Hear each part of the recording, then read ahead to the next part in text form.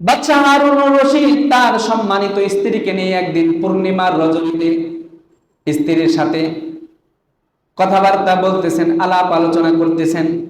বাদশাহ হারুনুর রশিদ একবার চাঁদের দিকে তাকায়, একবার স্ত্রীর দিকে তাকায়।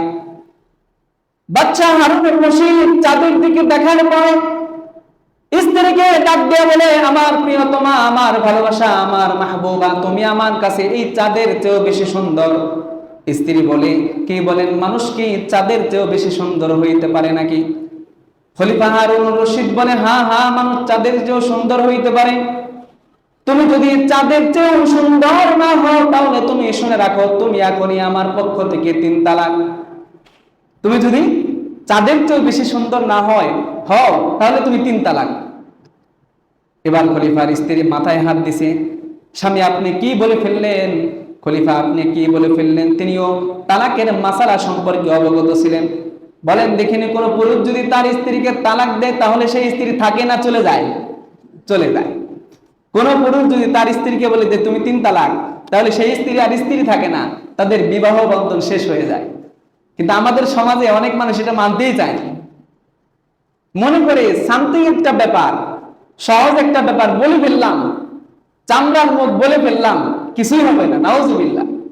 3 তালাক হয়ে যাওয়ার পরে যতদিন ঘর সংসার করবে, যত মেলামেশা করবে, সবগুলো জিনার অন্তর্ভুক্ত হবে। এই জন্য সাবধান, এই তালাক শব্দ কখনো উচ্চারণ করা উচিত না, কখনোই না। হাদিসের মধ্যে বর্ণনা পাওয়া যায়, সালাসাতুন জিদ্দুহুন্না জিদ্দুন ওয়া হাজলুহুন্না জিদ্দুন। 3টা বিষয় এমন আছে যে 3টা বিষয় কোনো ব্যক্তি যদি সিরিয়াস হয়েও বলে, সেটা সিরিয়াস হয়ে যায়। আবার যদি কোনো ব্যক্তি হাস্যরসে বলে, মজা করে বলে, তারপরেও সেটা সিরিয়াস হয়ে যায়। 1 নাম্বার হচ্ছে তালাক, 2 নাম্বার হচ্ছে বিবাহ, 3 নাম্বার হচ্ছে গোলাম আজাদ করা। এই জন্য খলিফা হারুনুর রশিদ তার স্ত্রীকে বললেন, তুমি যদি আসমানের চাঁদের চেয়েও বেশি সুন্দর না হও, তাহলে তুমি 3 তালাক। এই কথা বলার পরে তার স্ত্রী বুঝে ফেললো, আমি তো আসমানের চাঁদের চেয়েও সুন্দর না, কাজেই আমার স্বামীর পক্ষ থেকে আমার উপরে তালাক পড়ে গেছে, আমার উপরে তালাক হয়ে গেছে।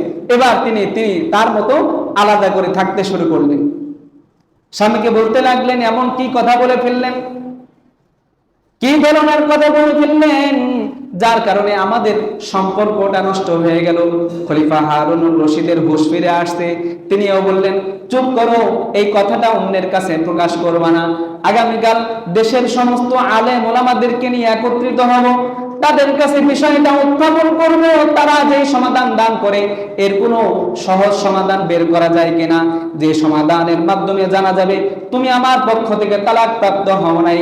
ওলামা ইকরামকে নিয়ে পরদিন খলিফা হারুনুর রশিদ গোপন কক্ষে বসলেন। গোপন কক্ষে বসার পরে সমস্ত ওলামা ইকরামের কাছে বললেন, ওলামা ইকরাম, আপনাদের কাছে একটা মাসালা জানতে চাই।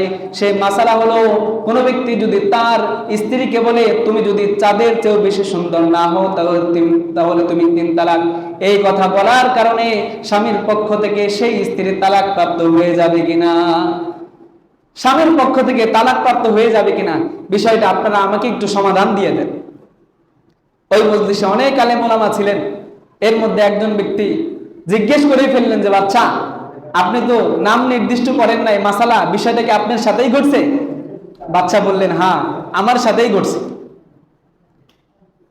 এবার সমস্ত ওলামায়ে কেরাম বললেন, হ্যাঁ বাদশা, আপনার স্ত্রী 3 তালাক হয়ে গেছে, এখন সে আর আপনার স্ত্রী নাই। সেই মজলিসে একজন বিজ্ঞ আলেম চুপ ছিলেন। বাদশাহ তাকে চুপ দেখার পরে বললেন, মাওলানা, আপনি যে চুপ আছেন এর কারণ কি? উনি বললেন যে, খলিফা, আপনার স্ত্রী তালাক প্রাপ্ত হয় নাই। খলিফা একদিকে এই কথা শোনার পরে খুশি হয়ে গেলেন, যাক, স্ত্রী যদি তালাক না হয় তাহলে তো বেঁচে গেলাম। আবার আরেক দিকে অন্যান্য ওলামায়ে কেরাম যারা ছিলেন তারা খুবই রাগান্বিত হলো, হ্যাঁ মিয়া, 3 তালাক দিয়ে ফেললে কেউ কি তার স্ত্রী হিসেবে থাকে? তালাক হয়ে যায়। আর মানুষ তো আসমানের চাঁদের চেয়ে বেশি সুন্দর না, সে তো তালাক হয়ে গেছে। এবার সমস্ত ওলামায়ে কেরাম বললেন, ঠিক আছে, তুমি যেহেতু ফতোয়া দিয়েই ফেললে যে তালাক হয় নাই, তাহলে এবার দলিল দাও। যিনি আলেম ছিলেন তিনি ছিলেন আমাদের মাযহাবের সম্মানিত ইমাম কাজী আবু ইউসুফ রাহমাতুল্লাহি আলাইহি, ইমাম আবু হানিফা রাহমাতুল্লাহি আলাইহির অন্যতম শাগির্দ, অনেক বড় আলেম, অনেক বড় আলেম। উনি কাজী ছিলেন, বিচারক ছিলেন ওই সময়ে। তো ওনার কাছে যখন দলিল চাওয়া হলো, ঠিক আছে আপনি দলিল দেন, আপনি যে বললেন তালাক হয় নাই, দলিল দেন। এবার উনি দলিল দেওয়া শুরু করলেন। উনি বললেন, আমি আপনাদের সামনে একটা সূরা তেলাওয়াত করব, এই সূরা শোনার পরে আপনারা নিজেই ফতোয়া দিতে পারবেন বাদশার স্ত্রী তালাক প্রাপ্ত হয়েছে কি হয় নাই। এবার উনি তেলাওয়াত শুরু করলেন, ওয়াত্তিন, তিনের কসম, ওয়াজ্জাইতুন, জাইতুনের কসম, ওয়াতুরি সিনিন, তুর পর্বতের কসম, ওয়াহাদাল বালাদিল আমিন, পবিত্র মক্কা নগরীর কসম, লাকাদ খলাকনাল ইনসানা ফি আহসানি তাকওয়িম। আল্লাহু আকবার। আল্লামা কাজী আবু ইউসুফ রাহমাতুল্লাহি আলাইহি সমস্ত মানুষের সামনে সূরা 3 তেলাওয়াত করলেন। 3 তেলাওয়াত করে এই কথা বুঝিয়ে দিলেন, আল্লাহ রাব্বুল আলামিন চারটা বিষয়ে কসম করার পরে পঞ্চম নম্বরে আল্লাহ রাব্বুল আলামিন বলতেছেন, লাকাদ খলাকনাল ইনসানা, আমি মানুষকে সৃষ্টি করেছি, ফি আহসানি তাকওয়িম, সবচেয়ে উত্তম গঠনে, সবচেয়ে সুন্দর গঠনে। কাজী আবু ইউসুফ রাহমাতুল্লাহি আলাইহি বুঝাইয়া দিলেন, আল্লাহ রাব্বুল আলামিন মানুষের ব্যাপারে বলেছেন ফি আহসানি তাকওয়িম, উত্তম গঠনে মানুষকে সৃষ্টি করেছে।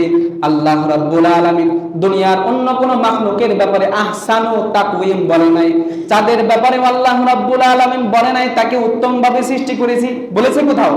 আল্লাহ রাব্বুল আলামিন চাঁদের ব্যাপারে বলে নাই চাঁদকে আমি সবচেয়ে উত্তম গঠনে সৃষ্টি করেছি। এখান থেকেই বোঝা যায় দুনিয়ার মানুষ আসমানের সেই চাঁদের চেয়েও বেশি সুন্দর, দুনিয়ার মানুষ আসমানের তারকার চেয়েও বেশি সুন্দর, দুনিয়ার মানুষ দুনিয়ার যত সৌন্দর্যতা আছে সব কিছুর চেয়ে সুন্দর।